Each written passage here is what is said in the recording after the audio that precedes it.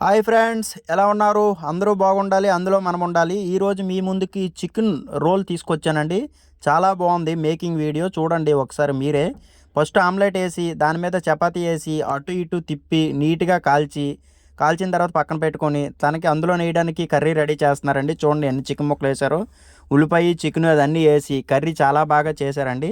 బాగా చేసిన తర్వాత దాని మీద కర్రీ వేసి కొంచెం టమాటా సాసు కొంచెం చిల్లీ సాసు వేసి దాన్ని లైట్గా చుట్టారండి.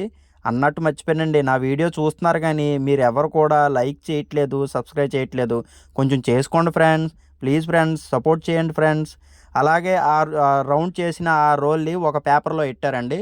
ఒక పేపర్లో పెట్టి దాన్ని ఫోల్డ్ చేయడం జరిగిందండి. ఫోల్డ్ చేసి అంటే మనం తినేటప్పుడు పట్టుకోవడానికి వీలుగా ఉండడానికి అలా పేపర్ పెడతారటండి. వన్ సైడ్ క్లోజ్ చేసి వన్ సైడ్ ఓపెన్ చేసి ఇచ్చారండి. దాన్ని నేను ఓపెన్ చేసుకొని ఆ రోల్ని ఆ చికెన్ ముక్కల్ని తిన్నాను చూడండి.